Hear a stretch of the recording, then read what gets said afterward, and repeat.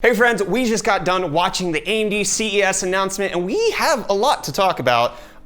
Good, bad, and a bit of ugly, which is not what we were expecting, not the hype that we were kind of hoping for, but some hype, so don't lose it. But first, today's video is brought to you by Ting. If you're not aware of who Ting is, they're the mobile carrier that does things differently. Instead of signing you up for a contract and you paying for things that you might not even use, at Ting you pay for what you actually consume, whether it's a couple minutes here and there, some few text messages, and then 2 to 3 gigs of data. You can customize your plan, you pay for what you use in every month, and that's glorious. It's good. You want to save money. If you're always on Wi-Fi, why do you need a data plan? I know you guys want to save money. That's why you're excited about the AMD news. All of this works together. Ting's a mobile carrier that has nationwide coverage, super affordable, and you can bring your own device or you can pick one up at the Ting store. And they have reliable customer service. They want you to talk to actual people. You ring, and they're going to answer the phone directly. No call trees, no nothing that involves robots. They're not taking over Ting, I'll tell you that. So if you're interested, you can try Ting for free, get a $25 credit for your bill or a $25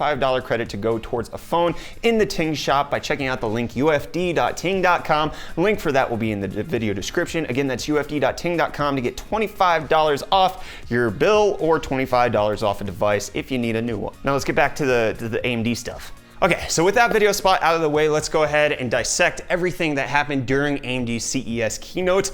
A lot of it was surrounding Lisa Su just kind of leading us along for a very long time about things that were irrelevant for quite a while, showing off things from all of their Epic stuff that they've announced, all of the mobile chips that they had already announced back on Monday.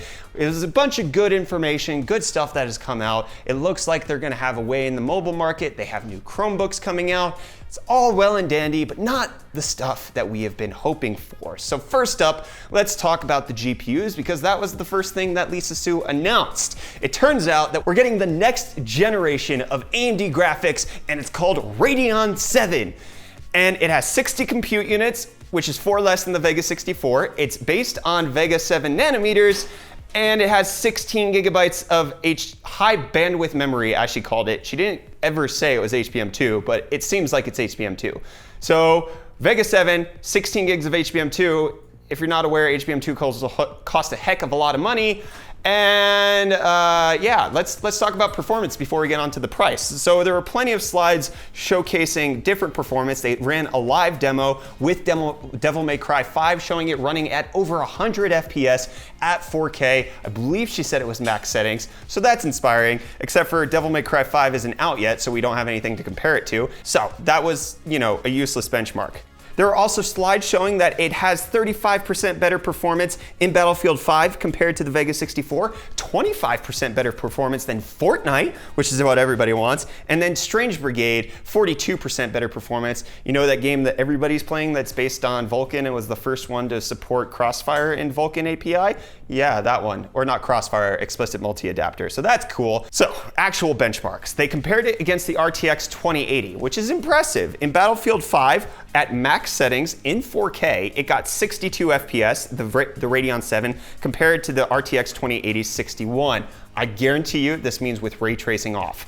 Then Far Cry 5 got 62 for the Radeon 7, and again 61 for the RTX 2080. And then in Strange Brigade, which is based on Vulkan, we have an 87 FPS for the Radeon 7 compared to the 73 FPS for the RTX 2080. So it looks like that the Radeon 7 is going to go toe-to-toe with the RTX 2080 in many different instances. However, this is the best that AMD is showing us, where it barely ties with the 2080 in certain games. You best believe that when benchmarks come out, it's going to lose to the 2080 in some, just like the Vega 64 lost to the 1080 in some games, it was even in others, and then outperformed it in many other games. So that's what I'm expecting from Radeon 7. It's going to be plus or minus a 2080. It's going to be a little bit less in some games. It's going to be exactly the same in a lot of them, and then a heck of a lot more in things like Vulkan-based games like Doom or, as we see, Strange Brigade. But the issue that we have with Radeon 7 is that it's $700. That is the launch price of the Radeon 7, which doesn't make any sense because that's also the launch price of the RTX 2080, except for the RTX 2080 has additional features like tensor cores and ray tracing cores to give you deep learning super sampling and ray tracing AMD doesn't have any of that. What they have is 16 gigabytes of HBM2, which is going to be great for anybody who's using that for any sort of compute environment. But in terms of gaming, I can't think of a single game that's actually going to benefit from 16 gigs of HBM2 over 8 gigabytes of GDDR6. There's a lot of speculation as to why AMD would do this. One, it seems very clear that Navi was not ready for a consumer release. So all of the hopes and dreams that we had about that were dashed and put off to later in the year. Lisa Su did mention that they do expect to launch new GPUs later in the year. But we have a lot more coming this year. So both next generation CPUs and GPUs. And I look forward to sharing more of that progress as the year progresses. So this is not the final AMD GPU product that we're getting.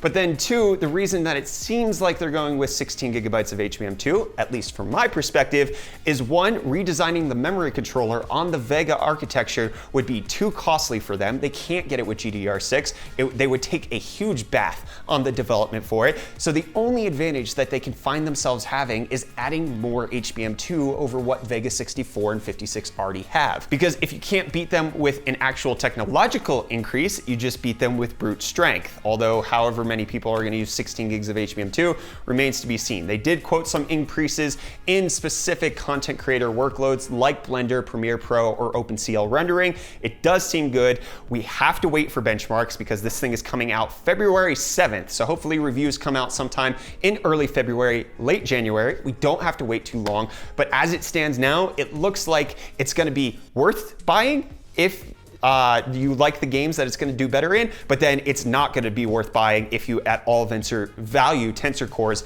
and ray tracing cores, and the RTX 2080 gives you the same gaming performance with a little bit of extra features even if you might not use them. And I do want to bring up a rumor that WCCF Tech actually had back, I believe it was on December 13th, when the second senior vice president of Radeon Technologies Group retired from the company. They reported at that point that one of his key contributions was the launch of Radeon VII, which they thought was stupid because it cost $750 to build, which obviously that would be part of the 16 gigabytes of HBM2. So WCCF Tech released this back in December 13th. It looks like it actually came true. It looks like the Radeon VII was a legacy suggestion that has come out to be way too expensive. I don't think it's worth it. If the rumors that NVIDIA is going to launch a GTX 11 series that has everything the 20 series has, but with no tensor cores and ray tracing cores, then it kind of seems like AMD is going to be screwed, because if it has the same performance as a 2080 but doesn't have the expensive bits like their RT cores and tensor cores, then that means it's going to cost less than the Radeon 7 and means that the Radeon 7 is effectively useless at that point. Obviously, that's still rumor, but the fact that WCCF Tech called this out, it could be if it costs $750 to build, that AMD is taking a loss to even get it to the $700 price point, which they would need to in order to compete. But one thing that Lisa Su does make clear with how they've positioned themselves with Ryzen is that they do want to bring the best value to gamers. So they're bringing it at the lowest price that they can because they know they have to do that in order to provide the best value, but it doesn't seem like they actually are able to do that based on a cost analysis perspective of the fact that they're including 16 gigabytes of HBM2. Okay, so that's enough for the GPU. No Navi, potentially later this year. It looks like Vega is what we're getting for the foreseeable future. They dropped the Vega brand name. It's now called Radeon 7. That's probably a smart move to get away with the negative connotations that are associated with Vega. But now let's move into Ryzen 3000, the 3rd gen Ryzen. This is what everybody has been hyped for. 16 cores, 32 threads, up to 5 gigahertz for $500. Do you know what we got? We got a half-finished product of an 8-core. That's what we got. We got nothing besides an unfinished engineering sample. So they showed off a demo of it running Forza Horizon 4 with a Radeon 7 card, and it got 120 FPS at 1080p, but the GPU was bottlenecking it, so we actually weren't seeing any CPU performance. Fine, great and dandy. They did give us a very intriguing benchmark of comparing the 9900K at stock versus the new 8-core unannounced Ryzen 3000 series chip. And the Ryzen 3000 series chip beat the 9900K in the Cinebench test, got a higher score, finished in faster time, and one of the best bits is that it consumes significantly less power to the tune of 20 to 30 watts at many points during the system testing.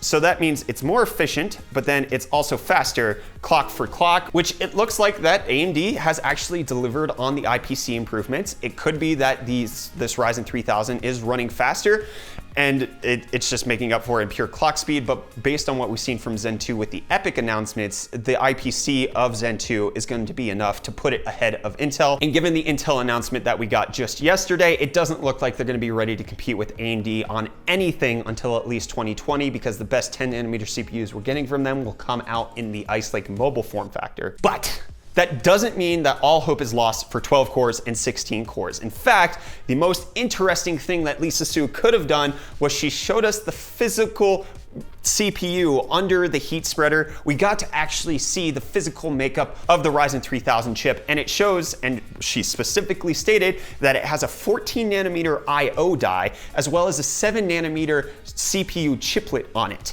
which is everything that the Adore TV leak kind of suggested was coming to the Ryzen 3000 series, where we're getting IO dies because we're gonna get more than one chiplet on the actual CPU. The IO die is kind of effectively useless if it's only using one chiplet on the CPU. There's no reason to have the IO die if they're using one CPU. It's the whole reason that, Ryzen 2000 doesn't have an IO die. It's also the reason why EPYC did pick up an IO die for better cross communication between the different triplets to get 64 cores, which, by the way, 64 core EPYC chips launching in the middle of 2019. They mentioned that. And if you look carefully at the CPU design that they have, if you take that top chiplet, the smaller one, which is the 8-core 7 nanometer Zen 2 die, and you just, copy paste it onto the bottom, it looks like they can fit another CPU chiplet on there to give us 16 cores and 32 threads.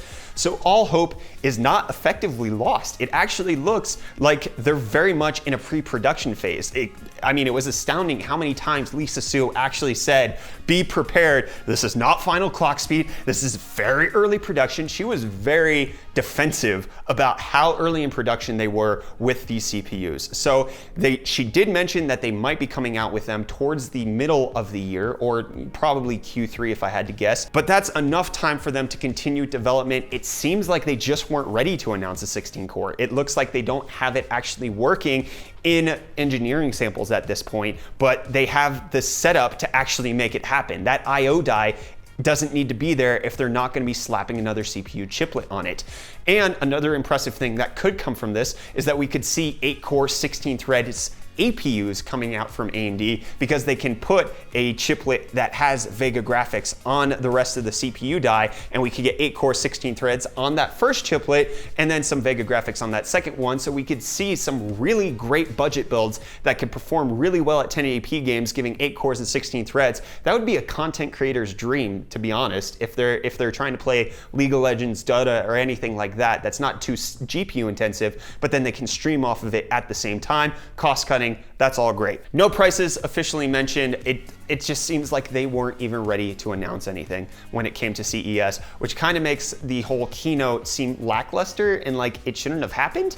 I don't know. Like, the only thing that they announced that was super worthwhile that they didn't announce on Monday was Radeon VII, but I don't think it needed a keynote because it's not that impressive. The Zen 2 Ryzen 3000 series looks like it could be impressive. The Radeon 7 could be impressive if they could give us an 8GB version with HBM2 and lower the price down to, $400 or $500.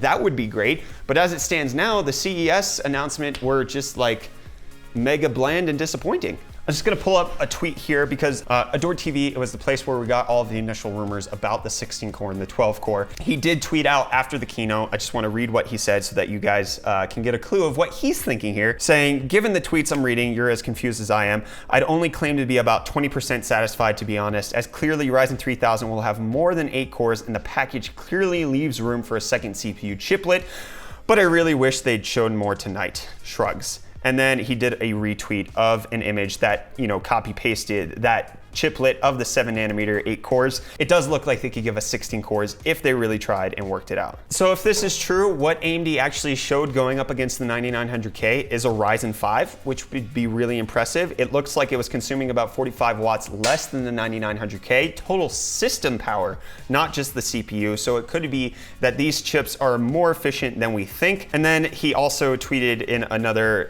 interaction with somebody saying, I don't know why they didn't just show the 16 core twice as fast fast just like that. My latest leaker with the staggered release info appears to be spot on. May, June, July are of course mid-2019 though. So we will have to see what's going on. So the I/O die is something that Adore TV mentioned was going to be there. It is there. 7 nanometers, Zen 2, 8-core, 16 threads, as fast as a 9900K. That's impressive, especially since if the price is anywhere near where it's supposed to be, it's going to just destroy Intel as far as cost to benefit, because you're going to get as fast of a CPU for probably a lot less. But obviously we can't know that until prices are announced, benchmarks are done, and as always with the Radeon 7, don't pre-order until benchmarks come out, until reviewers actually review these things. It's never recommended that you jump on a hype train, but get ready for the next several months of people arguing over whether or not Radeon 7 is better than the RTX 2080 and whether or not the RTX 2080 is a better value than the Radeon 7. It's basically just going to be the Vega launch all over again. So that's exciting. That we have to look forward to that. I'm disappointed, I'm excited, I'm anticipatory, and I'm mostly just left feeling like AMD pulled an AMD, told us to wait a bit longer, and hopefully they can deliver on what we expect of them. Which, I mean, our expectations are delivered by ourselves. We're the one who created this, this fantasy of what we expected. We'll see where it goes. We'll see if there's any more information coming out in the near future. So a quick little addendum to the video before we render it out. We're literally just about to go live, but there's breaking news. So Ian Cutress, who's a senior editor over at AnonTech, got some Q&A time with AMD. He asked the question, more than 8 cores?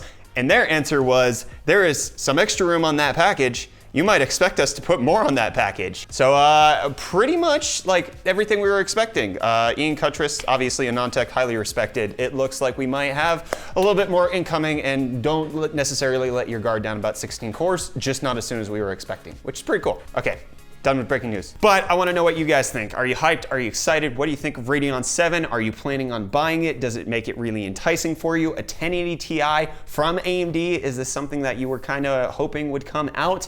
Let me know down in the comments. Hit the like button if you enjoyed our remote coverage of CES. No animals tonight. It's too dark outside. Don't want to get eaten by crocodilos or lions, because that can happen. That Game of Thrones lighter who got eaten by a lion in South Africa, that happened a few years ago.